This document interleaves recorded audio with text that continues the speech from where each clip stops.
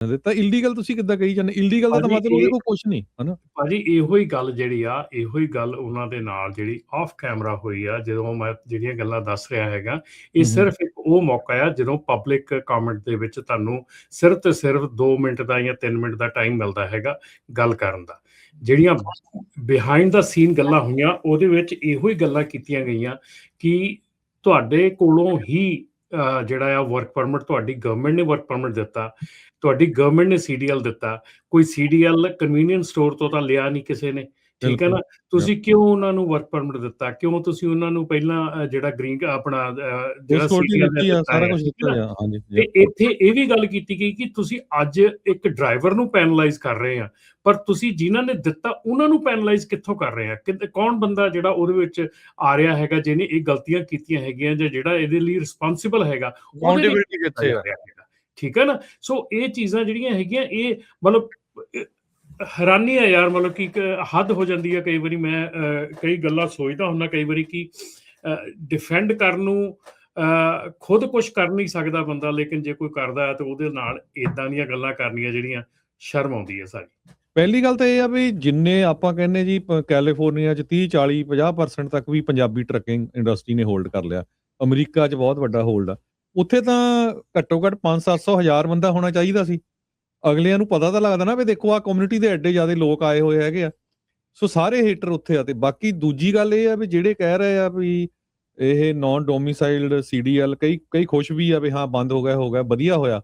ਪਰ ਜਿਹੜੇ ਸਿਟੀਜ਼ਨ ਵੀ ਆ, ਤੁਸੀਂ ਦੇਖੋ ਹੇਟ ਤੁਹਾਡੇ ਪ੍ਰਤੀ ਵੀ ਉਨੀ ਆ। ਉਹ ਤੁਹਾਡਾ ਸ਼ਕਲ ਦੇਖ ਕੇ ਉਹਨਾਂ ਨੂੰ ਇਹ ਨਹੀਂ ਪਤਾ ਵੀ ਇਹਦੇ ਕੋਲ ਨੌਨ ਜਿਹੜਾ ਡੋਮਿਸਾਈਲ ਲਾਇਸੈਂਸ ਆ, ਜਾਂ ਇਹ ਸਿਟੀਜ਼ਨ ਆ, ਜਾਂ ਗ੍ਰੀਨ ਕਾਰਡ ਹੋਲਡਰ ਆ, ਜਾਂ ਪੋਲੀਟੀਕਲ ਅਸਾਈਲਮ ਵਾਲਾ ਆ। ਠੀਕ ਹੈ ਕਿ ਨਹੀਂ? ਭਾਜੀ ਜਿਹੜਾ ਉੱਥੇ ਜਿਹੜਾ ਡਿਲਾਇਲਾ ਲਾ ਆ ਰਿਹਾ ਹੈਗਾ, ਜਿਹਦੇ ਲਈ ਸਾਡੀ ਕਮਿਊਨਿਟੀ ਨੇ ਇੱਕ ਸਟੈਪ ਨਹੀਂ ਅਜੇ ਤੱਕ ਚੱਕਿਆ ਹੈਗਾ ਕੁਛ ਉਹਦੇ ਖਿਲਾਫ ਗੱਲ ਕਰਨ ਲਈ, ਜਾਂ ਉਹਦੇ ਲਈ ਕੁਛ ਮੋਮੈਂਟਮ ਪੈਦਾ ਕਰਨ ਲਈ ਕੋਈ ਗੱਲ ਨਹੀਂ ਕੀਤੀ ਹੈਗੀ।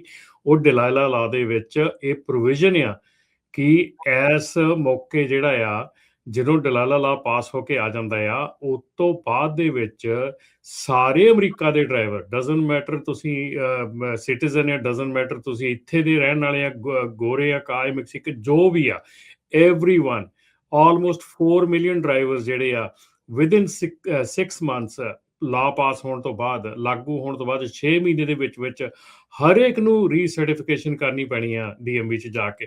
ਸੋ ਇੱਥੇ ਕਈ ਚੀਜ਼ਾਂ ਜਿਹੜੀਆਂ ਹੈਗੀਆਂ ਉਹ ਬਹੁਤ ਹੀ ਵਾਜਿਬ ਵੀ ਹੈਗੀਆਂ, ਜਿਹਦੇ ਲਈ ਆਪਾਂ ਬਿਲਕੁਲ ਨਹੀਂ ਇਹ ਗੱਲ ਕਰਾਂਗੇ ਕਿ ਉਹ ਵਾਜਿਬ ਨਹੀਂ ਹੈਗੀਆਂ। ਜਿਹੜੇ ਹਿਸਾਬ ਦੇ ਨਾਲ ਧੱਜੀਆਂ ਉਡਾਈਆਂ ਗਈਆਂ ਕਾਨੂੰਨ ਦੀਆਂ, ਜਿਹੜੇ ਹਿਸਾਬ ਦੇ ਨਾਲ ਸਕੂਲਾਂ ਨੇ ਜੋ ਕੰਮ ਕੀਤੇ ਆ, ਜਿਹੜੀ ਸਪੀਡ ਦੇ ਨਾਲ ਇਹ ਲਾਇਸੈਂਸ ਬਣੇ ਆ, ਅੱਜ ਆਪਾਂ ਉਸ ਮੁੱਦੇ ਵੱਲ ਨੂੰ ਧਿਆਨ ਦਈਏ ਕਿ ਕੀ ਅੱਜ ਆਹ ਸਾਰਾ ਕੁਝ ਦੇਖ ਕੇ, ਅੱਜ ਆਹ ਸਾਰਾ ਕੁਝ ਸੁਣ ਕੇ, ਆਹ ਸਾਰਾ ਕੁਝ ਮਹਿਸੂਸ ਕਰਕੇ, ਕੀ ਅਸੀਂ ਫਿਊਚਰ ਦੇ ਵਿੱਚ ਵੀ ਇੱਦਾਂ ਹੀ ਕਰਦੇ ਰਹਿਣਾ ਆ? ਕੀ ਸਾਡੀਆਂ ਕੰਪਨੀਆਂ ਨੇ ਫਿਊਚਰ ਦੇ ਵਿੱਚ ਵੀ ਨਾਨ ਕੰਪਲਾਇੰਸ ਜਿਹੜੀ ਆ ਇੱਦਾਂ ਹੀ ਕਰਦੀ ਰਹਿਣੀ ਆ? ਇਸ ਵੇਲੇ ਜਿਹੜਾ ਹੋਰ ਇੱਕ ਪੁਸ਼ ਹੋ ਰਿਹਾ ਹੈਗਾ ਕਿ ਜਿਹਦੇ ਵਿੱਚ ਆਪਾਂ ਪਹਿਲਾਂ ਵੀ ਗੱਲ ਕੀਤੀ ਸੀ ਕਮੇਲੀਅਨ ਕੈਰੀਅਰਸ ਦੀ, ਕਮੇਲੀਅਨ ਕੈਰੀਅਰਸ ਦੇ ਉੱਤੇ ਡਿਲਾਇਲਾ ਲਾ ਦੇ ਵਿੱਚ ਜਿਹੜੀਆਂ outside dispatch services, out of country dispatch service ਆ, ਉਹ ਬੈਨ ਹੋਣ ਦੀ ਤਿਆਰੀ ਆ। ਇੰਡੀਆਨਾ ਦੇ ਵਿੱਚ ਉਦੋਂ ਜਾਣ ਦਾ ਮੌਕਾ ਮਿਲਿਆ, ਇੰਡੀਆਨਾ ਆਪਣਾ ਗ੍ਰੀਨਵੁੱਡ ਗੁਰੂ ਘਰ, ਉੱਥੇ ਮੌਕਾ ਮਿਲਿਆ ਗੱਲ ਕਰਨ ਦਾ, ਬੋਲਣ ਦਾ ਮੌਕਾ ਦਿੱਤਾ ਗਿਆ, ਉੱਥੇ ਵੀ ਗੱਲ ਕੀਤੀ।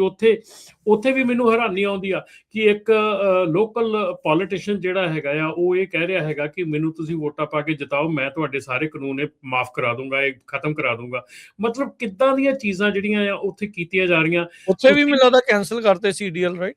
ਹਾਂਜੀ, 2000 CDL ਕੈਂਸਲ। ਉੱਥੇ ਤਾਂ ਰਾਜਕਰਨ, ਉੱਥੇ ਤਾਂ ਹੋਰ ਚੀਜ਼ ਹੋ ਗਈ। ਉੱਥੇ ਤਾਂ ਜਿਹੜਾ ਬੰਦਾ, ਉਹਨਾਂ ਨੇ ਲੋਕਲ ਸਟੇਟ ਨੇ ਵੀ ਰੂਲ ਪਾਸ ਕਰਤਾ, DOT ਦੇ ਰੂਲ ਦੇ ਨਾਲ ਸਟੇਟ ਨੇ ਰੂਲ ਪਾਸ ਕੀਤਾ ਕਿ ਜਿਹੜੀ ਵੀ ਕੰਪਨੀ ਨਾਨ ਡੋਮਿਸਾਈਲ ਜਾਂ ਅਨਡਾਕੂਮੈਂਟਡ ਜਾਂ ਕੋਈ ਵੀ ਇਦਾਂ ਦਾ ਲਾਇਸੈਂਸ ਜਿਹੜਾ ਹਾਇਰ ਕਰੂਗੀ, $50,000 ਉਹਨੂੰ ਜੁਰਮਾਨਾ ਵੀ ਆ, ਤੇ ਪਲੱਸ ਜਿਹੜਾ ਲਾਇਸੈਂਸ ਆ ਉਹ ਪ੍ਰੀਟੀ ਮਚ 2000 ਲਾਇਸੈਂਸ ਰਾਈਟ ਵੇ ਕੈਂਸਲ ਆ। ਉਹ ਤਾਂ ਕੈਲੀਫੋਰਨੀਆ ਤੋਂ ਵੀ ਗਾਹ ਤੇਜ਼ ਲੰਘੇ ਫਿਰ। ਹਾਂ, ਕੈਲੀਫੋਰਨੀਆ ਤੋਂ ਕਈ ਸਟੇਟਸ ਜਿਹੜੀਆਂ ਗਾਹ ਆ ਜੀ, ਟੈਨਸੀ ਵਗੈਰਾ। ਹੁਣ ਇੰਡੀਆਨਾ 'ਚ ਤਾਂ ਟਰੱਕਿੰਗ ਇੰਡਸਟਰੀ ਤੇ ਕਿੰਨਾ ਉਹਨਾਂ ਨੂੰ ਫਾਇਦਾ ਹੋਇਆ ਸੀ, ਕਿੰਨੇ ਟਰੱਕਰਸ ਉੱਥੇ ਗ੍ਰੀਨਵੁੱਡ ਵਾਲਾ ਇਲਾਕਾ ਵਸਿਆ ਹੀ ਆਪਣੇ ਜਿਹੜੇ ਪੰਜਾਬੀ ਟਰੱਕਿੰਗ ਕਮਿਊਨਿਟੀ ਦੇ ਆਸਰੇ ਸੀਗਾ।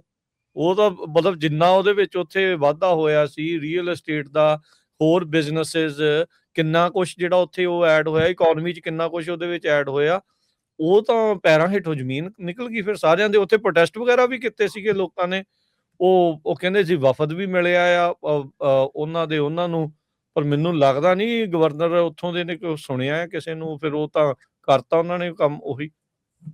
ਨਹੀਂ ਜੀ, ਉੱਥੇ ਤਾਂ ਕੰਮ ਜਿਹੜਾ ਆ ਉਹ ਡੈਫੀਨੇਟਲੀ, ਜੇ ਮੈਂ ਕਹਾਂ ਵੀ ਇਹ ਵਿਗੜੂਗਾ ਅੱਗੇ ਜਿਸ ਹਿਸਾਬ ਨਾਲ, ਜਿਸ ਸਥਿਤੀ ਨਾਲ ਇਹ ਕੁਝ ਚੱਲ ਰਿਹਾ ਹੈਗਾ। ਪੋਸੀਬਿਲਿਟੀ ਜਿਹੜੀ ਦਲਾਇਲਾ ਲਾਅ ਹੈਗਾ, ਜੇ ਉਹ ਪਾਸ ਹੋ ਜਾਂਦਾ, ਜਿਹੜੀ ਕਿ ਉਹਦੀ ਇਸ ਵੇਲੇ ਇੰਨੀ ਕੁ ਜ਼ਿਆਦਾ ਫੇਵਰ ਹੋ ਰਹੀ ਆ, ਇੰਨੀ ਕੁ ਜ਼ਿਆਦਾ ਪੁਸ਼ ਹੋ ਰਹੀ ਆ ਕਿ ਉਸ ਬੱਚੇ ਨੂੰ ਉੱਥੇ ਪੋਲੀਟੀਕਲੀ, ਮੈਂ ਇਹਨੂੰ ਸਾਰਾ ਪੋਲੀਟੀਕਲੀ ਕਹਿ ਸਕਦੇ ਹਾਂ ਕਿ ਉਹਨੂੰ ਬੱਚੇ ਨੂੰ ਲੈ ਕੇ ਸਾਰੇ ਸ਼ੋਅ ਦੇ ਵਿੱਚ ਫਿਰਨਾ, ਉਹਦੇ ਸਾਰੇ ਸ਼ੋਅ ਦੇ ਵਿੱਚ ਪ੍ਰੈਜ਼ੈਂਟ ਕਰਨਾ, ਸਾਰੀਆਂ ਚੀਜ਼ਾਂ ਕਰਨੀਆਂ, ਉਹ ਚੀਜ਼ਾਂ ਜਿਹੜੀਆਂ ਯੂਜ਼ ਕੀਤੀਆਂ ਜਾ ਰਹੀਆਂ ਟੂ ਇਹਨੂੰ ਚੀਜ਼ ਨੂੰ ਪਾਸ ਕਰਾਉਣ ਨੂੰ, ਉਹ ਪਾਸ ਹੋ ਜਾਂਦਾ ਆ। ਉਹਦੇ ਨਾਲ ਸਾਡੀਆਂ ਜਿਹੜੀਆਂ ਆਉਣ ਵਾਲੀਆਂ ਪ੍ਰੋਬਲਮਸ ਆ ਹੋਰ ਬਹੁਤ ਜ਼ਿਆਦੀਆਂ ਵੱਧ ਜਾਣੀਆਂ ਜੀ। ਕੁਝ ਕਾਲਰਸ ਵੀ ਲਵਾਂਗੇ, ਉਹਨਾਂ ਦੇ ਵੀ ਆਪਾਂ ਵਿਚਾਰ ਜਿਹੜੇ ਲੈਂਦੇ ਆ। ਨੰਬਰ 46272 4082725200 ਤੇ ਬਾਕੀ ਆਪਣੇ ਨਾਲ ਨਿਰਮਲ ਮਾਨ ਜੀ ਊੜਾ ਡੈਟ ਲੀਫ ਵਾਲੇ, ਉਹ ਵੀ ਜੁੜਨਗੇ, ਉਹਨਾਂ ਨਾਲ ਵੀ ਆਪਾਂ ਗੱਲ ਕਰਾਂਗੇ। ਹਾਂਜੀ ਪ੍ਰਭਜੋਤ ਜੀ, ਸਤਿ ਸ਼੍ਰੀ ਅਕਾਲ। ਸਤਿ ਸ਼੍ਰੀ ਅਕਾਲ ਤਿੰਨਾਂ ਭਰਾਵਾਂ ਨੂੰ। ਹਾਂਜੀ ਸਤਿ ਸ਼੍ਰੀ ਅਕਾਲ। ਤੇ ਭਾਜੀ ਮੈਂ ਆਪਣੀਆਂ 3-4 ਗੱਲਾਂ ਸ਼ੇਅਰ ਕਰਨੀਆਂ ਸੀ ਜੋ ਕਿ ਟਰੂ ਆ, ਨਾ ਕਿ ਫੇਕ। ਮੇਰੇ ਫਰੈਂਡ ਨੇ ਨਾ ਪਿਛਲੇ 2 ਵੀਕ ਪਹਿਲਾਂ ਦੱਸਿਆ ਸੀ DMB ਜਾਂ ਫਰੀਜ਼ਨੋ ਦੇ ਵਿੱਚ ਹੈਪਨ ਹੋਇਆ, ਤੇ ਇੱਕ ਬਜ਼ੁਰਗ ਆਪਣੇ ਪੰਜਾਬੀ ਨਾ ਟੈਸਟ ਦੇਣ, DMB ਜੀ ਰਿਟਨ ਟੈਸਟ, ਉਹ ਦੇਣ ਸ਼ਰੇਆਮ ਫੋਨ ਤੇ ਹਨਾ, ਤੇ ਉਹਨਾਂ ਨੂੰ DMB ਵਾਲਿਆਂ ਨੇ ਫੜ ਲਿਆ ਦਿੰਦੇ ਹਨਾ, ਜਿੱਦਾਂ ਫੋਨ ਤੇ ਟੈਸਟ ਦੇਣ ਦੇ ਆਨਸਰ ਦੇ ਰਿਹਾ ਹੋਣਾ ਕੋਈ, ਤੇ ਉਹਨਾਂ ਨੇ ਕੱਢ ਲਿਆ ਉਹਨੂੰ ਹਨਾ, ਤੇ ਮੁੜ ਕੇ ਕੱਢ ਕੇ ਕਹਿੰਦੇ ਬਾਹਰ ਆਇਆ ਤੂੰ, ਜਿੱਥੇ ਇੱਥੇ ਸਟਾਪ ਕਰਦੇ ਰਿਟਨ ਟੈਸਟ ਉਹ ਆਪਣਾ ਹਨਾ, ਤੇ ਬਾਹਰ ਕੱਢ ਕੇ ਜੋ ਵੀ ਉਹਦਾ ਪੇਪਰ ਵਰਕ ਕੀਤਾ ਹੋਣਾ, ਤੇ ਉਹਨੂੰ ਇੰਗਲਿਸ਼ ਵੀ ਨਹੀਂ ਆਉਂਦੀ ਸੀਗੀ, ਉਹੀ ਇੰਗਲਿਸ਼ ਮੇਰੇ ਫਰੈਂਡ ਨੇ ਕੀਤੀ ਟ੍ਰਾਂਸਲੇਟ। ਉਹ ਮੇਰੇ ਫਰੈਂਡ ਨੇ ਉਹਨੂੰ ਮਤਲਬ ਕਿ ਜਿਹੜਾ ਬਜ਼ੁਰਗ ਸੀ ਅੰਕਲ, ਉਹਨੂੰ ਕਿਹਾ ਆਪਣੇ ਅੰਕਲ ਜੀ ਅੱਗੇ ਬਹੁਤ ਪੰਜਾਬੀਆਂ ਦੇ ਝੰਡੇ ਝੂਲਣ ਨੇ ਜਿਹੜਾ ਤੁਸੀਂ ਆਹ ਕਰਦੇ ਆ। ਉਹਦਾ ਜਵਾਬ ਇਹ ਸੀਗਾ, ਕਾਕਾ ਹੁਣ ਕਿੱਦਾਂ ਕਰੀ ਆਉਂਦੀ, ਤਾਂ ਇੰਗਲਿਸ਼ ਤਾਂ ਆਉਂਦੀ ਨਹੀਂ ਕਹਿੰਦਾ ਹਨਾ। ਤੇ ਜਿਹੜੇ ਏਦਾਂ ਕਰਦੇ ਆ, ਮੈਂ ਦੱਸ ਦਿੰਦਾ, ਅੱਗੇ ਵੀ ਮੈਂ ਦੇਖਿਆ ਸੀ ਸ਼ਰੇਆਮ ਕਰਦੇ, ਜਿਹੜੇ ਫੋਨਾਂ ਦੇ ਹੈਡਫੋਨ ਲਾ ਕੇ, ਉਹ ਤੁਸੀਂ ਬੈਨ ਹੋ ਜਾਂਦੇ ਕਿੰਨੇ ਚਿਰ ਲਈ, ਨਾ ਤੁਹਾਨੂੰ ਟਰੱਕ ਦਾ ਮਿਲਦਾ, ਨਾ ਤੁਹਾਨੂੰ ਮਿਲਦਾ ਫਿਰ ਗੱਡੀ ਦਾ ਹਨਾ, ਸਾਲ ਲਈ ਕੁਛ ਚਿਰ ਲਈ ਮੈਨੂੰ ਪਤਾ ਬੈਨ ਕਰ ਦਿੰਦੇ ਆ ਉਹ। ਸੈਕਿੰਡ ਇਹ ਆ, ਜਿਹੜੇ ਮੇਰੇ ਭਰਾ ਹੁਣ ਕਰਤਾ ਕੁਛ ਨਹੀਂ ਸਕਦੇ, ਵੇਟ ਕਰ ਲਓ ਕਿ ਸ਼ਾਇਦ ਕੱਲ੍ਹ ਨੂੰ ਲਾ ਚੇਂਜ ਵੀ ਹੋ ਸਕਦਾ, ਡੋਮਿਸਾਈਲ ਦਾ ਸ਼ਾਰਟੇਜ ਤਾਂ ਹਨਾ ਹੋਣੀ ਹੈ, ਤਾਂ ਪਤਾ 100% ਸ਼ੋਰ ਆ। ਜਿਹੜੇ ਇਹਨਾਂ ਦੇ ਲਾਇਸੈਂਸ ਕੈਂਸਲ ਹੋਏ ਆ, ਅੱਜ ਵੀ ਉਹ ਚਲਾ ਰਹੇ ਆ, ਪਲੀਜ਼ ਡੋਂਟ ਡੂ ਦੈਟ ਹਨਾ। ਕੱਲ ਨੂੰ ਤੁਹਾਡੇ ਕੇਸ ਵੀ ਕੈਂਸਲ ਹੋ ਜਾਣੇ, ਚਲੋ ਮਹਾਰਾਜ ਕਰੇ ਤੁਹਾਡੇ ਕੇਸ ਪ੍ਰੂਫ ਤਾਂ ਹੋ ਹੀ ਜਾਣੇ, ਫਿਊਚਰ ਜੇ ਸਹੀ ਚੱਲੂਗੇ ਤੁਹਾਨੂੰ ਗ੍ਰੀਨ ਕਾਰਡ ਮਿਲ ਗਿਆ, ਤੁਸੀਂ ਫੇਰ ਚੜ ਜਾਓਗੇ। ਪਰ ਜਿਹੜੇ ਤੁਹਾਡੇ ਕੈਂਸਲ ਹੋਏ ਉਹ ਲਾਇਸੈਂਸ ਹਨਾ, ਤੇ ਉਹ ਉੱਤੋਂ ਚਲਾਓਗੇ ਤੁਸੀਂ, ਉਹ ਤੋਂ ਤਾਂ ਸਾਰੇ ਪਾਸੇ ਤੁਸੀਂ ਜਾਂਦੇ ਲੱਗੋਗੇ ਹਨਾ। ਤੇ ਮਤਲਬ ਕਿ ਬਾਕੀ ਟੈਨਸ਼ਨ ਮੈਨੂੰ ਪਤਾ, ਮੈਂ ਵੀ ਇੱਕ ਦਿਨ ਰਾਤੀ ਨੂੰ ਚਲਾਉਣ, ਮੈਂ ਸੋਚਣ ਡਿਆ, ਮੈਂ ਕਿਹਾ ਖੜੇ ਪੈਰ ਇੰਨੇ ਲਾਇਸੈਂਸ ਕੈਂਸਲ ਹੋਏ ਆ ਗ੍ਰੀਨ ਆਪਣੇ ਇੰਡੀਅਨ ਵਾਲਿਆਂ ਦੇ, ਕਿੰਨੀ ਟੈਨਸ਼ਨ ਪੈ ਗਈ ਫੈਮਿਲੀ ਆ। ਮੈਂ ਖੁਦ ਇੱਕ ਫੈਮਿਲੀ ਵਾਲਾ ਬੰਦਾ ਆ, ਤੇ ਕਿੱਥੋਂ ਦਵਾਂਗੇ ਕਿਸ਼ਤਾਂ ਹਨਾ, ਟੈਨਸ਼ਨ ਪੈ ਜਾਂਦੀ। ਮੈਂ ਸੋਚਿਆ, ਮੈਂ ਕਿਹਾ ਟਾਈਮ ਦੇਣਾ ਚਾਹੀਦਾ, ਬਾਕੀ ਇੰਨਾ ਜਾਓ ਨਾ, ਡਿਪਰੈਸ਼ਨ ਚ ਨਾ ਜਾਓ, ਮਿਹਨਤ ਕਰੋ, ਹੋਰ ਕੰਮ ਬਥੇਰੇ ਆ ਠੀਕ ਆ ਨਾ, ਟੈਨਸ਼ਨ ਲੈਣ ਦੀ ਲੋੜ ਨਹੀਂ। ਤੇ ਮਹਾਰਾਜ ਤੇ ਅੱਗੇ ਅਰਦਾਸ ਕਰੋ, ਕੋਈ ਨਾ ਕੋਈ ਹੋਰ ਹਿੱਲੇ ਰਾਹ ਨਿਕਲ ਆਉਣੇ ਆ, ਤੇ ਗਲਤ ਕੰਮ ਪਲੀਜ਼ ਨਾ ਕਰੋ, ਇਹ ਬੇਨਤੀ ਆ। ਤੇ ਪਲੀਜ਼ ਹਨਾ, ਤੇ ਰੱਬ ਅੱਗੇ ਅਰਦਾਸ ਕਰਦੇ ਆ ਕਿ ਵਾਰ ਅੱਜ ਹੀ ਰੁਕ ਜਾਏ ਹਨਾ, ਇਹਦਾ ਇਹ ਕਹਿਣਾ। B careful. ਸਾਰੀ ਦੁਨੀਆ ਚਾਹੁੰਦੀ ਹੈ ਵੀ ਜੰਗ ਕਿਤੇ ਨਹੀਂ ਹੋਣੀ ਚਾਹੀਦੀ। ਹਾਂਜੀ, ਕਿਉਂਕਿ ਦੇਖੋ ਅਸਰ ਕਿੰਨਾ ਪਿਆ ਹੋਇਆ ਨਾ ਅੱਗੇ। ਰਮਨ ਜੀ ਕੋਈ ਬਚਦਾ ਨਹੀਂ, ਤਾਂ ਹੁਣ $7-8 ਦਾ ਵਿੱਚ ਤੁਸੀਂ ਡੀਜ਼ਲ ਦਾ ਘੋਲ ਪਾ ਦੋ, ਤਾਂ ਫਿਰ ਹੁਣ ਪਤਾ ਨਹੀਂ। ਅਸੀਂ ਤਾਂ ਚਲੋ ਫਿਰ ਵੀ ਚੰਗੇ ਮੁਲਕ ਦੇ ਆ, ਮਿਲਦਾ ਤਾਂ ਹੈਗਾ ਹਨਾ। ਤੁਸੀਂ ਇੰਡੀਆ ਵਗੈਰਾ ਦੇਖੋ, 3-3 ਕਿਲੋਮੀਟਰ 4-4 ਕਿਲੋਮੀਟਰ ਦੀਆਂ ਲਾਈਨਾਂ ਲੱਗੀਆਂ, ਲੜਾਈਆਂ ਹੋ ਰਹੀਆਂ। ਵਿਆਹ ਦਾ ਕਾਰਡ ਵਿਖਾਓ ਤੇ ਕਹਿੰਦੇ ਸਿਲੰਡਰ ਲੈ ਜਾਓ। ਹੁਣ ਲੋਕਾਂ ਨੇ ਉਹਦਾ ਨਕਲੀ ਛਾਪੀ ਜਾਣੇ ਉੱਥੇ ਵੀ ਸਾਡਾ ਵਿਆਹ ਧਰ ਲਿਆ ਆ, ਤੇ ਉਹ ਕਈ ਕੁਛ ਜਿਹੜਾ ਉੱਥੇ ਨਾਲ ਜਿਹੜਾ ਚੱਲਣਾ ਆ। ਸੋ ਬਟ ਇਹ ਆ ਵੀ ਸਿਚੁਏਸ਼ਨ ਅਜੇ ਏਦਾਂ ਦੀ ਗੱਲ ਆ ਵੀ ਇਹ ਟ੍ਰਾਂਜੀਸ਼ਨ ਦਾ ਟਾਈਮ ਆ ਜੀ, ਇਹਨੂੰ ਟਾਈਮ ਨੂੰ ਟਪਾਓ, ਔਖੇ ਸੌਖੇ ਜਿੱਦਾਂ ਵੀ ਕਹਿ ਲਓ, ਪਰ ਚੜ੍ਹਦੀ ਕਲਾ ਦੇ ਵਿੱਚ ਰਹਿ ਕੇ ਜਿਹੜਾ ਉਹ ਕਰੋ। ਜਿਹੜਾ ਉਹ ਕੋਈ ਗੱਲ ਨਹੀਂ, ਟੈਨਸ਼ਨਾਂ ਨਾ ਜਿਹੜੀਆਂ ਇੰਨੀਆਂ ਲਓ। ਬਾਕੀ ਜਿਹੜੇ ਆਪਣੇ ਅਗਲੇ ਗੈਸਟ ਆ ਉਹ ਤੁਹਾਨੂੰ ਦੱਸਣਗੇ ਵੀ ਆਪਣੇ ਤਾਂ ਅਮਰੀਕਾ ਦੇ ਰਾਸ਼ਟਰਪਤੀ ਨੇ ਕਿੰਨੀ ਵਾਰੀ ਬੈਂਕਰਪਸੀ ਕਰਕੇ ਉਹ ਦੁਬਾਰਾ ਪੈਰਾਂ ਤੇ ਖੜੇ ਹੋ ਗਏ ਆ। ਸੋ ਇਦਾਂ ਦੀ ਕੋਈ ਚੱਕਰ ਨਹੀਂ, ਡੈਟ ਡੁੱਟ ਸਾਰਿਆਂ ਦੇ ਉੱਤੇ ਆਉਂਦਾ, ਪਰ ਡੈਟ ਨੂੰ ਤੁਸੀਂ ਕੰਟਰੋਲ ਵੀ ਕਰ ਸਕਦੇ, ਸੈਟਲ ਵੀ ਕਰ ਸਕਦੇ, ਕੰਸੋਲੀਡੇਟ ਵੀ ਕਰ ਸਕਦੇ, ਕੋਈ ਨਾ ਕੋਈ ਰਾਹ ਜਿਹੜਾ ਤੁਹਾਨੂੰ ਮਿਲ ਜਾਂਦਾ ਹੈ।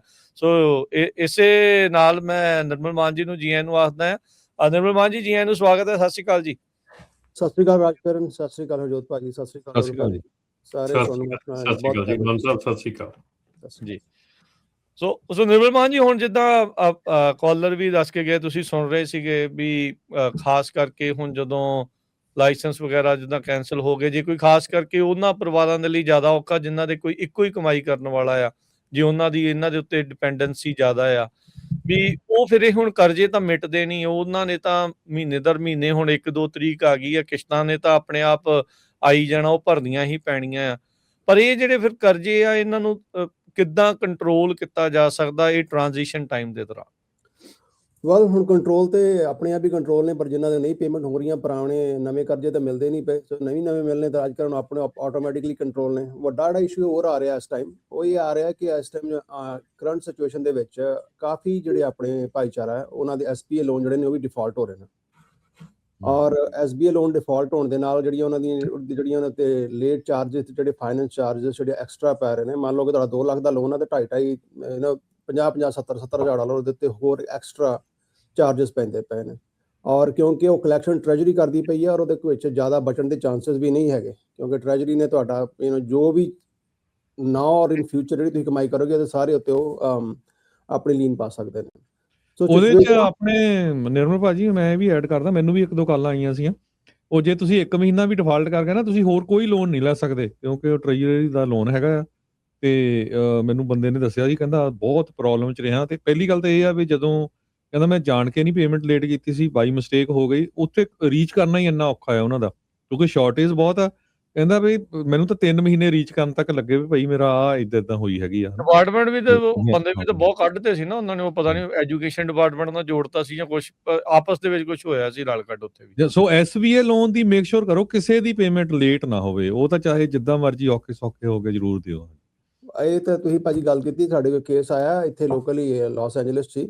ਉਹਨਾਂ ਦੀ ਜਿਹੜਾ ਜਿਹਨੇ ਕ੍ਰੈਡੀਟਰ ਸੀ, ਉਹਨਾਂ ਦੇ 2 ਭਰਾਵਾਂ ਦੀ ਕੰਪਨੀ ਸੀ, ਔਰ ਜਿਹੜਾ ਮੇਨ ਅਕਾਊਂਟ ਹੋਲਡਰ ਸੀ ਉਹਦੀ ਡੈਥ ਹੋ ਗਈ, ਉਹ ਵਿਚਾਰਾ ਹੀ ਪਾਸਟ ਅਵੇ।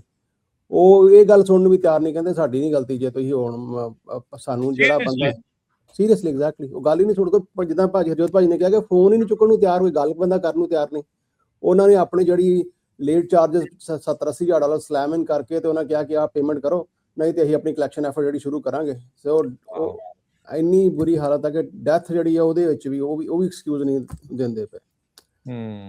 ਔਰ ਪ੍ਰੋਬਲਮ ਸਿਰਫ ਇਹ ਨਹੀਂ ਕਿ ਟਰੱਕਿੰਗ ਦੀ ਪ੍ਰੋਬਲਮ ਹੈ, ਓਵਰਆਲ ਜਿਹੜੀ ਥਰੂ ਆਊਟ ਇਕਨੋਮੀ ਦੀ ਪ੍ਰੋਬਲਮ ਹੈ, ਕਿਉਂਕਿ ਜਿਹੜੀ ਹੈ ਇਨਫਲੇਸ਼ਨ ਵੱਧਦੀ ਪਈ ਹੈ। ਔਰ ਉਹਦੇ ਵਿੱਚ ਤੁਸੀਂ ਅੱਗੇ ਵੀ ਇੱਕ ਦਿਨ ਕਵਰ ਕੀਤਾ ਸੀ, ਮੈਂ ਤੁਹਾਡੀ ਖਬਰ ਸੁਣਦਾ ਪਿਆ ਹਾਂ ਕਿ IT ਇੰਡਸਟਰੀ ਦੇ ਵਿੱਚ ਔਰਕਲ ਨੇ 30% ਆਪਣੀ 12,000 ਬੰਦਾ ਲੇ ਆਫ ਕਰਦਾ ਜੀ। ਐਗਜ਼ੈਕਟਲੀ। ਔਰ ਉਹ ਤਾਂ ਚਲੋ ਵੱਡੀ ਜਿਹੜੀ ਖਬਰ ਆਉਂਦੀ ਹੈ, ਪਰ ਜਿਹੜੀਆਂ ਛੋਟੀਆਂ ਕੰਪਨੀਆਂ ਐਵਰੀ ਡੇ ਲੇ ਆਫ ਹੁੰਦੀਆਂ ਪਈਆਂ ਨੇ, ਉਹਦਾ ਤਾਂ ਕੋਈ ਹਿਸਾਬ ਕਿਤਾਬ ਹੀ ਹੈ ਨਹੀਂ। ਔਰ ਪ੍ਰੋਬਲਮ ਇਹ ਹੁੰਦੀ ਹੈ ਕਿ ਜਨਰਲੀ ਆਪਾਂ ਜਿੱਦਾਂ ਹੁਣ ਰਮਨ ਭਾਜੀ ਪੜ੍ਹਦੇ ਹਨ ਕਮੈਂਟ, ਲੋਕੀ ਲਿਖਦੇ ਨੇ ਕਈ ਪ੍ਰੋਬਲਮ ਸਾਡੇ ਕਈ ਭਾਈਚਾਰੇ ਦੇ ਵਿੱਚ ਨਾ ਥੋੜੇ ਜਿਹੇ ਲੋਕ ਹੈਗੇ ਨੇ ਜਿਹੜੇ they just think they too intelligent, ਤਾਂ ਉਹਦੇ ਨਾਲ ਨਾ ਬਾਕੀਆਂ ਨੂੰ ਵੀ ਕੋਸ਼ਿਸ਼ ਕਰਦੇ ਨੇ ਕਿ ਹਾਂ ਇੱਕ ਪਾਸੇ ਨੂੰ ਪਰਸੀਵ ਕਰਨ ਦੀ। ਪਰ ਆਈ ਥਿੰਕ ਕਿ ਇਹ ਚੀਜ਼ ਜਿਹੜੀ ਹੈ ਕਰਜ਼ਾ, ਇਹ ਬਹੁਤ ਵੱਡੀ ਨਾਮਰਾਦ ਬਿਮਾਰੀ ਹੈ, ਕਿਉਂਕਿ ਪ੍ਰੋਬਲਮ ਹੁੰਦੀ ਹੈ ਕਿ ਆਪਾਂ ਮਿਨੀਮਮ ਪੇਮੈਂਟ ਦੇ ਵਿੱਚ ਫਸ ਜਾਂਦੇ ਹਾਂ ਔਰ ਮਿਨੀਮਮ ਪੇਮੈਂਟ ਪੇ ਕਰੀ ਜਾਂਦੇ ਹਾਂ, ਔਰ ਓਵਰਆਲ ਨੂੰ ਲੱਗਦਾ ਕਿ ਚਲੋ ਜੀ ਜਿੱਥੇ ਬਾਕੀ ਬਿੱਲ ਪੇ ਕਰਦੇ ਹਾਂ ਇਹ ਵੀ ਬਿੱਲ ਪੇ ਕਰਾਂਗੇ, ਪਰ ਜਿਹੜਾ ਇੰਟਰਸਟ ਰੇਟ ਹੈ 21 ਤੋਂ ਲੈ ਕੇ 37% ਤੱਕ ਜਿਹੜਾ ਅਸੀਂ ਪੇ ਕਰਦੇ ਪਏ ਹਾਂ, ਔਰ ਜਿਹੜਾ ਕਰਜ਼ਾ ਤੁਸੀਂ 10,000 ਡਾਲਰ ਪੇ ਕਰਨਾ ਹੈ 40-50 ਹਜ਼ਾਰ ਡਾਲਰ ਪੇ ਕਰਨਾ। ਔਰ ਫਿਰ ਨਾ ਇੰਸਟੈਡ ਆਫ ਚੀਜ਼ ਨੂੰ ਸੋਲਿਊਸ਼ਨ ਲੱਭਣ ਦੇ ਬਜਾਏ ਨਾ ਆਪਾਂ ਸਕੀਮਾਂ, ਅਨਫੋਰਚੂਨੇਟਲੀ ਐਕਸਕਿਊਜ਼ ਮਾਈ ਲੈਂਗੁਏਜ, ਸਕੀਮਾਂ ਲਾਉਣ ਲੱਗ ਪਏ ਨੇ ਕਿ ਹਾਂ ਜੀ ਆਹ ਸਕੀਮ ਲਾ ਲਈਏ, ਉਹ ਸਕੀਮ ਲਾ ਲਈਏ। ਅੱਗੇ ਵੀ ਮੈਂ ਇੱਕ ਦਿਨ ਆਫ ਏਅਰ ਭਾਜੀ ਨੇ ਆਪਣੇ ਰਮਨ ਭਾਜੀ ਨਾਲ ਵੀ ਗੱਲ ਕਰਦਾ ਪਿਆ ਹਾਂ ਕਿ ਕੰਪਨੀ ਬੰਦ ਕਰ ਦਿਓ, ਬੈਂਕਰਪਸੀ ਫਿਲ ਕਰ ਦਿਓ, ਹੁਣ ਭੂਆ ਦੇ ਨਾਂ ਤੇ ਕੰਪਨੀ ਖੋਲ ਦਿਓ, ਹੁਣ ਉਹ ਭੂਆ ਤੋਂ ਛੱਡ ਕੇ ਫੁੱਫੜ ਦੇ ਖੋਲ ਦਿਓ, ਪ੍ਰੋਬਲਮ ਜਿਹਦੀ ਮਰਜ਼ੀ ਨਾਂ ਤੇ ਕੰਪਨੀ ਖੋਲ ਦਿਓ। ਪ੍ਰੋਬਲਮ ਇਹ ਹੈ ਕਿ ਜਦੋਂ ਦਾ ਹਾਈਵੇ ਆਇਆ, ਹਾਈਵੇ ਵਾਲੇ ਕੋਈ ਕਿਸੇ ਦੀ ਗੱਲ ਨਹੀਂ ਸੁਣਦੇ, ਉਹ ਪੂਰੀ ਦੀ ਪੂਰੀ ਟਰੈਕਿੰਗ ਕਰਦੇ। ਮੈਂ ਕਹਿੰਦਾ ਭਾਜੀ ਰਮਨ ਭਾਜੀ ਥੋੜਾ ਜਿਹਾ ਇਹਦੇ ਬਾਰੇ ਤੁਸੀਂ ਪਾਓ ਜਾਣਕਾਰੀ ਕਿ ਹਾਈਵੇ ਵਾਲੇ ਕਿੰਨਾ ਸ਼ਿਕੰਜਾ ਕੱਸ ਰਹੇ ਆ, ਕਿਵੇਂ ਨਜ਼ਰ ਰੱਖੀ ਬੈਠੇ ਆ। ਬਿਲਕੁਲ ਰਾਜਕਰਨ, ਜਿਹੜੇ ਹਾਈਵੇ ਐਪ ਹੈਗੀ ਹੈ ਨਾ, ਉਹ ਜੇ ਦੇਖਿਆ ਜਾਵੇ ਤਾਂ ਜਿਹੜੀ ਪਹਿਲਾਂ ਪ੍ਰੋਬਲਮ ਹੁੰਦੀ ਸੀਗੀ ਕੈਰੀਅਰ 411 ਦੀ, ਉਹ ਡਿਫਰੈਂਟ ਹੁੰਦੀ ਸੀ। ਉਹ ਇੱਕ ਸਿਰਫ ਰਿਵਿਊ ਹੁੰਦਾ ਸੀਗਾ, ਰਿਵਿਊ ਪਾਇਆ ਜਾਂਦਾ ਸੀ ਤੇ ਰਿਵਿਊ ਦੇ ਬੇਸਿਸ ਤੇ ਬ੍ਰੋਕਰ ਦੂਜੇ ਨੂੰ ਯੂਜ਼ ਕਰਨਾ ਛੱਡ ਦਿੰਦੇ ਸੀ। ਲੇਕਿਨ ਜਿਹੜੀ ਕੈਰੀਅਰ ਜਿਹੜੀ ਹਾਈਵੇ ਐਪ ਹੈਗੀ ਆ, ਉਹਦੇ ਵਿੱਚ ਹੁਣ ਉਹ ਕੈਰੀਅਰ ਦਾ ਬੈਕਗਰਾਊਂਡ ਚੈੱਕ ਹੁੰਦਾ ਕਿ ਕੈਰੀਅਰ ਪਹਿਲਾਂ ਇਹਦੇ ਜਿਹੜੇ ਟਰੱਕ ਆ ਉਹ ਕਿਹੜੀ ਕੰਪਨੀ 'ਚ ਸੀਗੇ, ਉਸ ਕੰਪਨੀ ਨੇ ਕੋਈ ਕਲੇਮ ਕੀਤਾ ਹੈਗਾ, ਉਸ ਕੰਪਨੀ 'ਚ ਕੋਈ ਚੋਰੀ ਹੋਈ ਹੈਗੀ ਆ, ਇਹ ਜਿਹੜਾ ਇਹਦਾ ਕੰਪਨੀ ਦਾ ਐਡਰੈਸ ਹੈਗਾ ਉਸ ਐਡਰੈਸ ਤੋਂ ਕੋਈ ਚੋਰੀ ਹੋਈ ਹੈਗੀ ਆ ਜਾਂ ਕੋਈ ਫਰਾਡ ਹੋਇਆ ਹੈਗਾ, ਇਹਦਾ IP ਐਡਰੈਸ, ਫੋਨ ਨੰਬਰ, ਨਾਂ, ਮਤਲਬ ਕੀ ਤੁਸੀਂ ਕੀ ਚੀਜ਼ ਜਿਹੜੀ ਇਮੇਜਿਨ ਕਰੋਗੇ ਜਿਹੜੀ ਕਿ ਇੱਕ ਟਰੱਕਿੰਗ ਕੰਪਨੀ ਦੀ ਅੱਜ ਹਾਈਵੇ ਐਪ ਵਾਲੇ ਚੈੱਕ ਕਰਦੇ ਆ। ਔਰ ਮੇਰੇ ਖਿਆਲ ਦੇ ਵਿੱਚ ਮੈਂ ਵੀ ਪਿਛਲੇ ਕਈ ਮਹੀਨਿਆਂ ਦੇ ਵਿੱਚ ਮੀਟਿੰਗਸ ਕਰ ਚੁੱਕਾ, ਆਪਣੇ ਮਾਨ ਸਾਹਿਬ ਹੁਣੀ ਵੀ ਉਹਦੇ ਤੇ ਕਾਫੀ ਕਾਰਵਾਈ ਕਰ ਰਹੇ ਆ, ਪਰ ਲੇਕਿਨ ਜਦੋਂ ਅਸੀਂ ਉਹਨਾਂ ਦੇ ਕੋਲ ਕੋਈ ਵੀ ਮੁੱਦਾ ਲੈ ਕੇ ਜਾਂਦੇ ਆ, ਜਿੰਨੇ ਸਬੂਤ ਉਹ ਸਾਡੇ ਸਾਹਮਣੇ ਅੱਗੇ ਉਹ ਰੱਖ ਦਿੰਦੇ ਆ ਵੀ ਆਹ ਦੇਖੋ ਜੀ ਆਹ ਚੀਜ਼ ਕੀਤੀ ਹੈ ਤੁਹਾਡੀ ਕੰਪਨੀ ਨੇ, ਆਹ ਤੁਹਾਡੇ ਬੰਦੇ ਨੇ ਆਹ ਚੀਜ਼ ਕੀਤੀ ਆ, ਸੀਰੀਅਸਲੀ ਉੱਥੇ ਅਸੀਂ ਕੋਈ ਵੀ ਜਵਾਬ ਨਹੀਂ ਦੇ ਪਾਉਂਦੇ ਉਹਨਾਂ ਨੂੰ। ਔਰ ਇਹ ਡਾਟਾ ਜਿਹੜੀ ਇਨਫੋਰਮੇਸ਼ਨ ਹੈ ਪਬਲਿਕ ਹੀ ਸੀਗੀ ਜਿਹੜੀ ਇਹਨਾਂ ਨੇ ਸਾਰੀ ਇਕੱਠੀ ਕੰਪਾਈਲ ਕਰ ਲਈ ਹੈ। ਬੇਸਿਕਲੀ ਜਦੋਂ ਹੁਣ ਦੇਖੋ ਜਿਹੜੀ AI ਦੇ ਨਾਲ ਜਿੰਨੀ ਇਨਫੋਰਮੇਸ਼ਨ ਇਕੱਠੀ ਹੁੰਦੀ ਆ, AI ਦੇ ਨਾਲ ਜਿੰਨਾ ਬੈਕਗਰਾਉਂਡ, ਦੇਖੋ ਬਹੁਤ ਇਨਫੋਰਮੇਸ਼ਨ ਜਿਹੜੀ ਆ ਉਹ ਪਬਲਿਕ ਆ।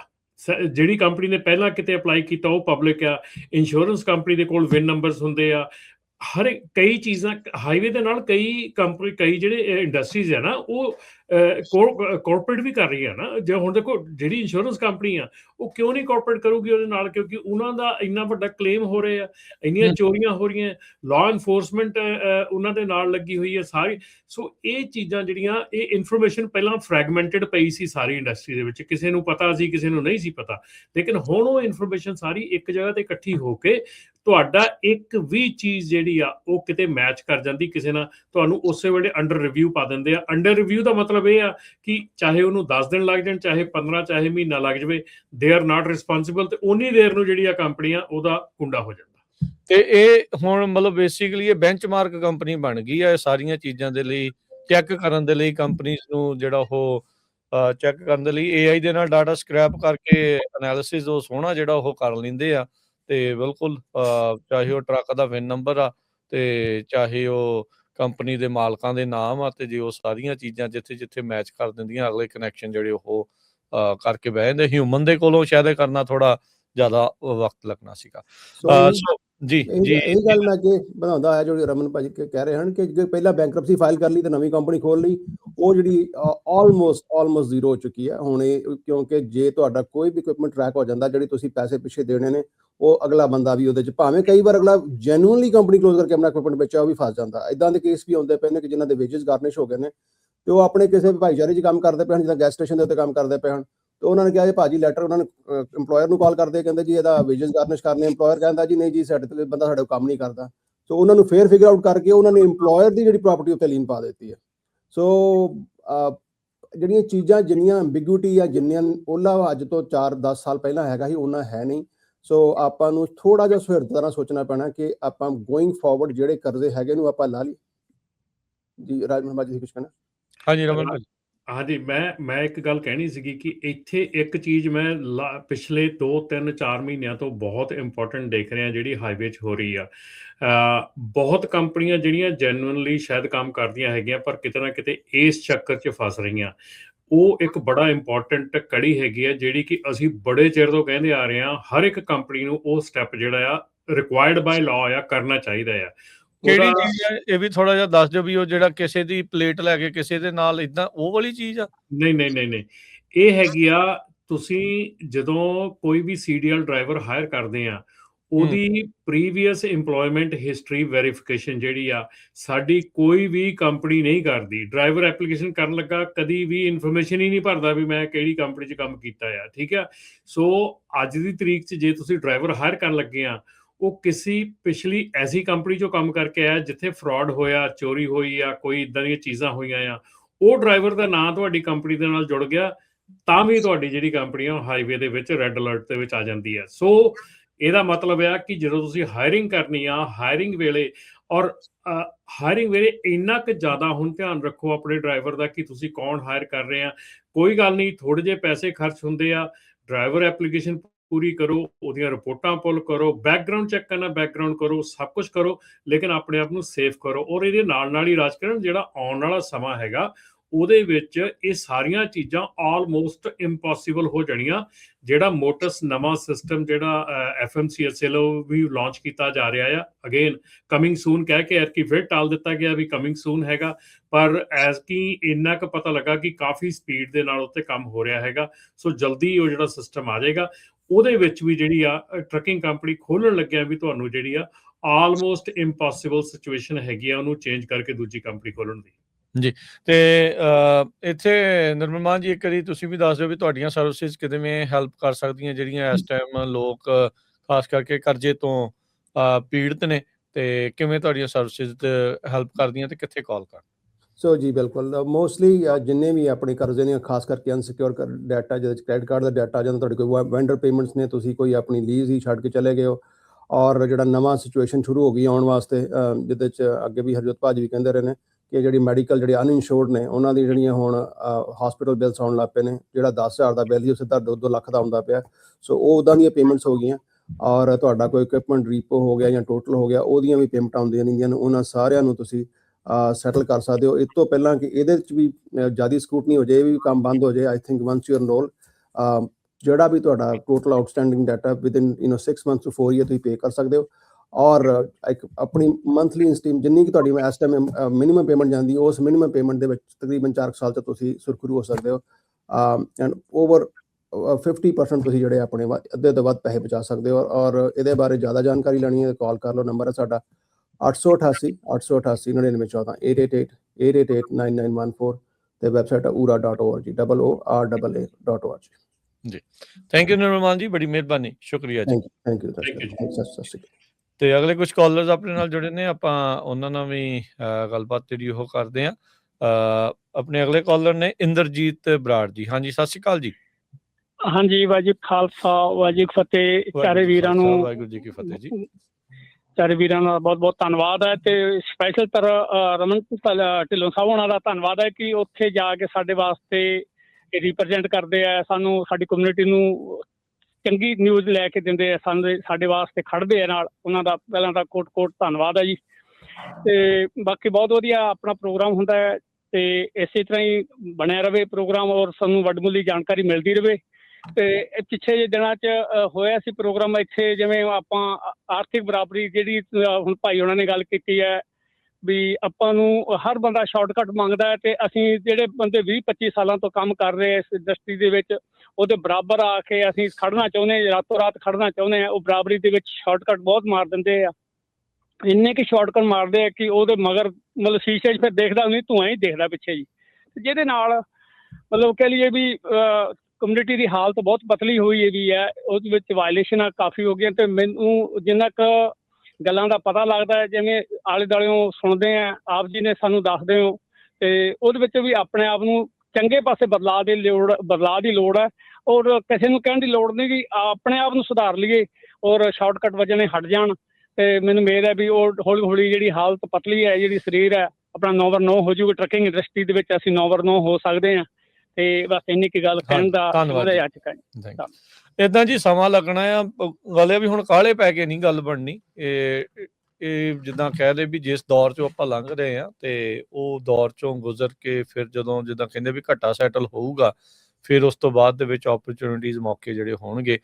ਇੱਕ ਇੱਥੇ ਮੈਨੂੰ ਲੱਗਦਾ ਰਮਨ ਜੀ, ਹਰਜੋਤ ਜੀ, ਆਪਣੀ ਕਮਿਊਨਿਟੀ ਨੂੰ ਇੱਕ ਹੁਣ ਕੰਮ ਕਰਨਾ ਪੈਣਾ ਆ, ਖਾਸ ਕਰਕੇ ਜਿਹੜੀਆਂ ਮੈਂਟਲ ਹੈਲਥ ਦੀ ਜਿਹੜੀ ਆ ਨਾ ਸਿਚੁਏਸ਼ਨ ਆ, ਉਹ ਵਿਗੜ ਜਾਣੀ ਆ, ਉਹ ਵਿਗੜ ਸਕਦੀ ਆ, ਉਹਦੇ ਖਦਸ਼ੇ ਆ।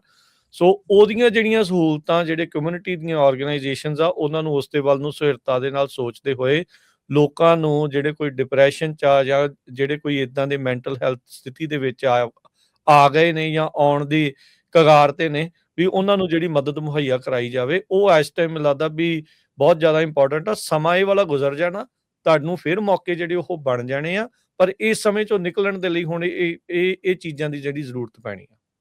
ਬਿਲਕੁਲ ਰਾਜਕਰਨ, ਇਹ ਜਿਹੜੀ ਤੁਸੀਂ ਕਹਿ ਰਹੇ ਨਾ ਕਿ ਸਿਚੁਏਸ਼ਨ ਬਣ ਜਾਣੀ ਹੈ, ਸਿਚੁਏਸ਼ਨ ਤਾਂ ਬਣੀ ਹੋਈ ਹੈ, ਕਾਫੀ ਦੇਰ ਦੀ ਬਣੀ ਹੋਈ ਹੈ। ਜਿਹੜੇ ਪਿਛਲੇ 2-3 ਸਾਲ ਚੱਲ ਰਹੇ ਆ ਉਹਦੇ ਵਿੱਚ ਇਹ ਸਿਚੁਏਸ਼ਨ ਬੜੀ ਵਧੀਆ ਨਹੀਂ ਹੈਗੀ। ਸੋ ਪ੍ਰੋਬਲਮ ਜਿਹੜੀ ਆਲਰੇਡੀ ਹੈਗੀ ਆ। ਸੋ ਇਸ ਵੇਲੇ ਜਿਹੜਾ ਇੱਕ ਹੋਰ ਜਿਹੜਾ ਪੁਸ਼ ਚੱਲ ਰਿਹਾ ਹੈਗਾ ਉਹ ਟਰੱਕਿੰਗ ਕੰਪਨੀਆਂ ਦੇ ਵੱਲ ਨੂੰ ਚੱਲ ਰਿਹਾ ਹੈਗਾ, ਕਿ ਜਿਹਦੇ ਵਿੱਚ ਪੁਸ਼ ਕੀਤਾ ਜਾ ਰਿਹਾ ਕਿ ਜਿਹੜੀਆਂ ਟਰੱਕਿੰਗ ਕੰਪਨੀਜ਼ ਹੈਗੀਆਂ ਔਰ FMCSA ਤੇ DOT ਤੇ ਪੁਸ਼ ਕੀਤਾ ਜਾ ਰਿਹਾ ਕਿ ਜਿਹੜੇ ਨਿਊ ਐਂਟਰੈਂਟ ਨਵੀਆਂ ਕੰਪਨੀਆਂ ਖੋਲ੍ਹਦੀਆਂ ਉਹਨਾਂ ਦੇ ਜਿਹੜੇ ਆਡਿਟ ਹੋਣਾ ਹੁੰਦਾ 18 ਮਹੀਨੇ ਦੇ ਵਿੱਚ, ਉਹ ਸਿਰਫ ਤੇ ਸਿਰਫ 25% ਕੰਪਨੀਆਂ ਦਾ ਆਡਿਟ ਇਸ ਵੇਲੇ ਹੋ ਰਿਹਾ ਹੈਗਾ। ਸੋ ਉਸ ਨੂੰ ਪੁਸ਼ ਕੀਤਾ ਜਾ ਰਿਹਾ ਕਿ ਉਹਦੀ ਜਿਹੜੀ ਸਪੀਡ ਹੈ ਵਧਾਈ ਜਾਵੇ। ਆਡਿਟ ਰੇਟ ਜਿਹੜਾ 95% ਤੱਕ ਲੈ ਕੇ ਜਾਣ ਦੀ ਗੱਲ ਕੀਤੀ ਜਾ ਰਹੀ ਹੈ। ਸੋ ਇਸ ਵੇਲੇ ਬਹੁਤ ਜਿਹੜੇ ਆਡਿਟਸ ਹੈਗੇ ਆ ਉਹ ਆਉਣ ਦਾ ਖਦਸ਼ਾ ਹੈਗਾ, ਕਿਉਂਕਿ ਇਸ ਵੇਲੇ ਜਿਹੜਾ ਪੁਸ਼ ਹੈਗਾ ਉਹ ਡੈਫੀਨੇਟਲੀ ਇੰਨਾ ਕੁ ਜ਼ਿਆਦਾ ਹੈਗਾ ਆਡਿਟਸ ਦਾ, ਕਿਉਂਕਿ ਆਡਿਟਸ ਜਿਹੜੇ ਹੈਗੇ ਆ, ਮੈਂ ਇੱਕ ਵਾਰੀ ਫਿਰ ਕਹਿ ਦਿਆਂ, ਜਿਹੜੇ ਆਡਿਟਸ ਹੁੰਦੇ ਆ, ਜੇ ਤੁਸੀਂ ਸ਼ੁਰੂ ਤੋਂ ਸਹੀ ਕੰਮ ਕਰਦੇ ਹੈਗੇ ਆ, ਜੇ ਤੁਸੀਂ ਪ੍ਰੋਪਰ ELD ਹੈਗੀ ਆ, ਪ੍ਰੋਪਰ ਤੁਹਾਡਾ ਸਾਰਾ ਕੁਝ ਹੈਗਾ ਆ, ਪ੍ਰੋਪਰ ਤੁਸੀਂ ਐਪਲੀਕੇਸ਼ਨ ਕੀਤੀ ਹੈ, ਤੁਹਾਨੂੰ ਆਡਿਟ ਤੋਂ ਡਰਨ ਦੀ ਲੋੜ ਨਹੀਂ ਗੀ। ਆਡਿਟ ਦੇ ਵਿੱਚ ਸਿੰਪਲ ਚੀਜ਼ਾਂ ਪੁੱਛੀਆਂ ਜਾਂਦੀਆਂ, ਕੁਝ ਵੀ ਐਡਾ ਡਰਨ ਵਾਲੀ ਗੱਲ ਨਹੀਂ ਹੈਗੀ। ਔਰ ਮੈਂ ਰਾਜਕਰਨ ਇਹ ਵੀ ਇੱਕ ਹਦਾਇਤ ਕਰ ਦੇਣੀ ਚਾਹੁੰਦਾ ਕਿ ਬਹੁਤ ਜਿਹੜੇ ਸਾਡੇ ਭੈਣ ਭਰਾ ਹੈਗੇ ਆ ਉਹਨਾਂ ਦੇ ਆਡਿਟ ਆਉਂਦੇ ਹੈਗੇ ਆ, ਔਰ ਉਹਨਾਂ ਦਾ ਜਿਹੜਾ ਆ ਉਹ ਮੁੜ ਕੇ ਸ਼ੋਸ਼ਣ ਹੁੰਦਾ ਹੈਗਾ, ਉਹਨਾਂ ਨੂੰ ਮੈਨੀਪੂਲੇਟ ਕੀਤਾ ਜਾਂਦਾ ਆ। $2500 ਤੱਕ ਉਹਨਾਂ ਦੇ ਆਡਿਟ ਦੇ ਲਏ ਜਾਂਦੇ ਆ, ਜਿਹੜੇ ਕਿ ਡੈਫੀਨੇਟਲੀ ਬਿਲਕੁਲ ਵਾਜਿਬ ਨਹੀਂ ਗੇ, ਕਿਉਂਕਿ ਉਹਨਾਂ ਦਾ ਆਡਿਟ ਜਿਹੜਾ ਆਉਂਦਾ ਆ ਉਹਦੇ ਵਿੱਚ ਜਿਹੜੀਆਂ ਚੀਜ਼ਾਂ ਮੰਗੀਆਂ ਹੁੰਦੀਆਂ ਉਹ ਆਮ, ਜੇ ਤੁਸੀਂ ਸਹੀ ਕੰਮ ਕਰਦੇ ਤੁਹਾਡੇ ਕੋਲ ਆਲਰੇਡੀ ਉਹ ਚੀਜ਼ਾਂ ਤੁਹਾਡੇ ਫੋਲਡਰ 'ਚ ਹੋਣੀਆਂ ਚਾਹੀਦੀਆਂ। 2500 ਕੌਣ ਮੰਗਦਾ?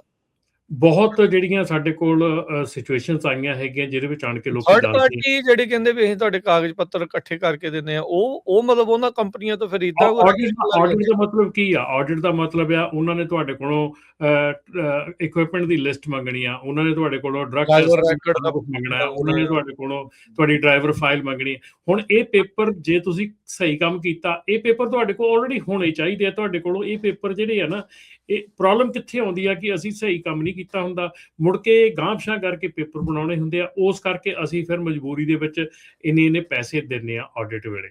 ਪਰ ਆਡਿਟ ਜਿਹੜਾ ਆ ਉਹ ਐਡਾ ਵੱਡਾ ਹਊਆ ਨਹੀਂ ਹੈਗਾ। ਹਾਂ, ਜਦੋਂ ਤੁਸੀਂ ਆਡਿਟ, ਤੁਹਾਡੀ ਕੰਪਨੀ ਵੱਡੀ ਹੈਗੀ ਆ, ਤੁਹਾਡੀ ਕੰਪਨੀ ਦੇ ਵਿੱਚ ਬਹੁਤ ਜ਼ਿਆਦਾ ਕੰਮ ਚੱਲਦਾ ਹੈਗਾ, ਉਹਨਾਂ ਕੰਪਨੀਆਂ ਦੇ ਆਡਿਟ ਜਿਹੜੇ ਆ ਉਹ ਲੰਮੇ ਚੌੜੇ ਵੱਡੇ ਹੁੰਦੇ ਆ। ਜਿਹੜੇ ਨਿਊ ਐਂਟਰੈਂਟ ਆਡਿਟ ਆ ਨਾ, ਉਹ ਬਹੁਤ ਸਿੰਪਲ ਆਡਿਟ ਹੁੰਦਾ ਆ।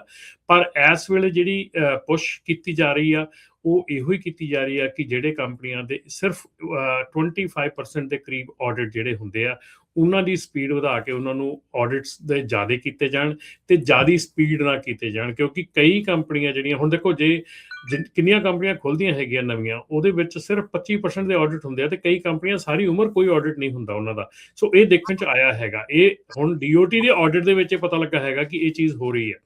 ਸੋ ਇਸ ਕਰਕੇ ਇਹ ਵੀ ਚੀਜ਼ ਜਿਹੜੀ ਆ ਇਹ ਆਉਣ ਵਾਲੇ ਸਮੇਂ ਦੇ ਵਿੱਚ ਕਾਫੀ ਜਿਹੜਾ ਇਹਦੇ ਉੱਤੇ ਪੁਸ਼ ਹੋ ਜਾਣਾ ਆ।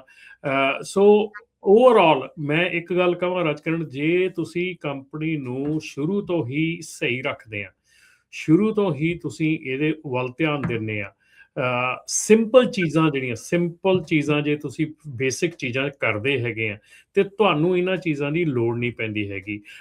FMCSA ਨੇ ਇੱਕ ਜ਼ਰੂਰੀ ਸੂਚਨਾ ਜਿਹੜੀ ਕਰਦੇ ਆ ਵੀ FMCSA ਨੇ ਇੱਕ ਹੋਰ ELD, ਸ਼ਾਇਦ ਆਪਣੇ ਕਾਫੀ ਬੰਦੇ ਯੂਜ਼ ਕਰਦੇ ਆ, ਹੀਰੋ ELD, ਉਹ ਜਿਹੜੀ ਆ ਆਪਣੀ FMCSA ਦੀ ਲਿਸਟ ਤੋਂ ਬਾਹਰ ਕੱਢ ਦਿੱਤੀ ਹੈਗੀ ਆ। FMCSA ਇਸ ਵੇਲੇ ਬੜੇ ਮਤਲਬ ਕਿ ਸਪੀਡ ਦੇ ਨਾਲ ਜਿਹੜਾ ELD ਸਰਵਿਸ ਪ੍ਰੋਵਾਈਡਰ ਹੈਗੇ ਉਹਨਾਂ ਦੇ ਉੱਤੇ ਜਿਹੜਾ ਇਹ ਕੰਮ ਚੱਲ ਰਿਹਾ ਹੈਗਾ। ਕੋਈ ਵੀ ਨਵੀਂ ਜਿਹੜੀ ELD ਹੈਗੀ ਆ ਉਹਨੂੰ ਮਤਲਬ ਕਿ ਰੀਸਰਟੀਫਿਕੇਸ਼ਨ ਦੀ ਇਜਾਜ਼ਤ ਨਹੀਂ ਦਿੱਤੀ ਜਾ ਰਹੀ। ਇਹ ਕਿਹਾ ਜਾ ਰਿਹਾ ਕਿ ਜਿਹੜੀਆਂ ਵੀ ELDs ਪਹਿਲਾਂ ਅਸੀਂ ਕਲੀਨ ਅਪ ਕਰਨੀਆਂ ਹੈਗੀਆਂ, ਉਹ ਕਰਨ ਤੋਂ ਬਾਅਦ ਹੀ ਅਸੀਂ ਨਵੀਂ ELD ਨੂੰ ਐਂਟਰ ਕਰਨ ਦੀ ਇਜਾਜ਼ਤ ਦਿਆਂਗੇ। ਜੀ, ਬਹੁਤ ਧੰਨਵਾਦ ਰਮਨ ਜੀ, ਬੜੀ ਮਿਹਰਬਾਨੀ। ਖਬਰ ਜ਼ਰੂਰ ਆਪਾਂ ਸਾਂਝੀ ਕਰਨੀ ਜਾਂਦੇ ਜ਼ਰੂਰ। ਇਹ ਆਪਣੇ ਗੁਆਂਢੀ ਮੁਲਕ ਮੈਕਸੀਕੋ ਤੋਂ ਆ। ਮੈਕਸੀਕੋ ਦੇ ਵਿੱਚ ਅਪ੍ਰੈਲ 6 ਨੂੰ ਜੋ ਉੱਥੇ ਪੂਰਾ ਜਿਹੜਾ ਸ਼ਟਡਾਊਨ ਕਰਨ ਜਾ ਰਹੇ ਆ, ਉੱਥੇ ਦੀ ਜੋ ਟਰੱਕਿੰਗ ਇੰਡਸਟਰੀ ਹੈਗੀ ਆ ਤੇ ਨਾਲ ਦੀ ਨਾਲ ਜਿਹੜੇ ਫਾਰਮਰਸ ਹੈਗੇ ਆ।